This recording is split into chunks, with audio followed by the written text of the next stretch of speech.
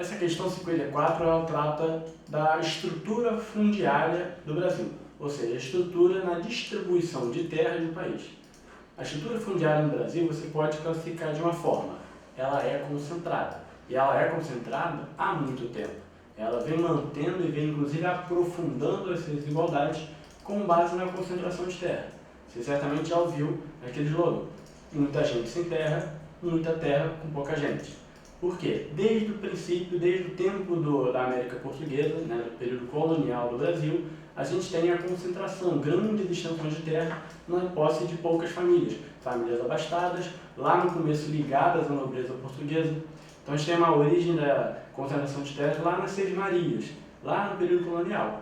Depois das Seis Marias não deram tão certo, muitas delas, elas foram divididas, né, suas posses, mesmo legais, foram legalizadas pela monarquia brasileira nascente, mas a terra continuou concentrada. Em 1850, Dom Pedro II cria a Lei de Terras. A Lei de Terras limita o acesso às terras que ainda não tinham nome no Brasil pela compra. Ou seja, se não tem dono, a partir da Lei de Terras tem. O dono é o Estado. Então, para você ter acesso à terra, mesmo que ela não tenha um dono privado, você tem que adquiri-la do Estado. Se a gente pensar no Brasil de 1850, poucas pessoas no total da população tinham condições de comprar uma terra dessa. Então você acabou aprofundando o poder das oligarquias rurais. As oligarquias rurais que já produziam muito têm a possibilidade, e quase é uma limitação na concorrência, na compra de terras. Então você tem o crescimento dessas oligarquias, a gente entra no período colonial com o poder máximo das oligarquias rurais, e a partir do período Vargas, mesmo com a urbanização, ou seja, a perda do protagonismo do campo brasileiro, na política do país, as oligarquias rurais se mantêm, a concentração de terras se mantém. Então basta que nós tenhamos acesso a qualquer número de latifúndios no país, que vamos ter essa noção. A quantidade de latifúndios que existe no Brasil, mais 50% do território brasileiro, né, é considerado latifúndio, tem grandes extensões de hectares de terra, e você tem uma grande quantidade de população rural que não tem acesso à própria terra para produzir.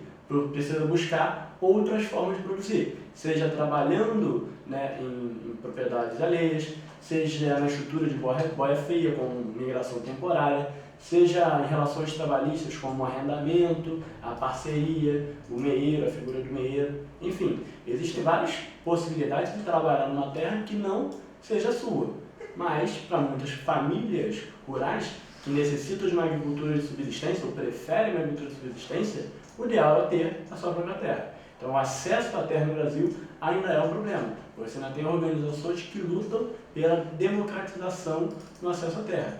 Então, por isso você tem o nome, por exemplo, reforma agrária, você reformar a distribuição fundiária do país.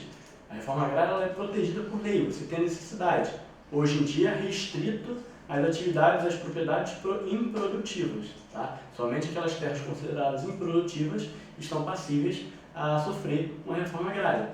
Mas a reforma agrária é protegida por lei, está garantida na Constituição, mas caminha a passos lentos. Ou seja, isso é inegável. A terra brasileira, o campo brasileiro, ainda é extremamente concentrado nas mãos de poucas pessoas. E a questão ela mostra uma charge com um rapaz apontando para um bebê que está comendo terra. Mãe, o neném está comendo terra. Isso me parece uma coisa absurda, mas é algo comum em algumas áreas do país, mas áreas onde as pessoas realmente carecem de alguns nutrientes, como o ferro, é comum a geofagia. Geofagia é o ato de comer terra para suprir essa carência de ferro presente na terra. Neném está comendo terra, e a mãe responde: deixa ele, pois a terra não é nossa mesmo. Então, o Moro aí fazendo uma referência clara à condição miserável de uma família rural que não tem acesso à própria terra.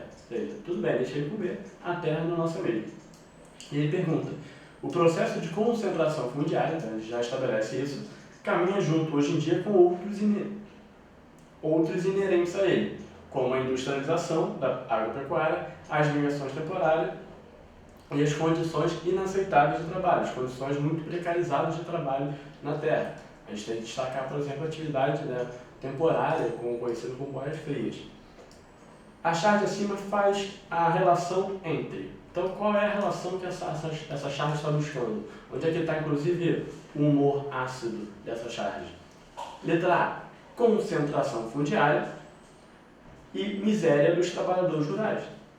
Perfeito? Uma questão típica do ED, direto ao ponto, bastante objetiva, buscando que você estabeleça relações de um mesmo fenômeno. Letra B. Modernização da agricultura e expansão das exportações. A modernização aumenta a exportação? Sim. A alternativa em si está correta, mas ela não responde à pergunta. Muito cuidado com isso também. Letra C. Utilização de agrotóxicos, contaminação da população. Uma tem relação com a outra? Sim, também tem relação. Mas responde o que ele perguntou no enunciado? Não. Tá? Letra D. Cultivos de subsistência, pouca produtividade. Uma agricultura de subsistência vai apresentar uma produtividade menor do que um cultivo moderno, modernizado, de alta produtividade? Obviamente que sim.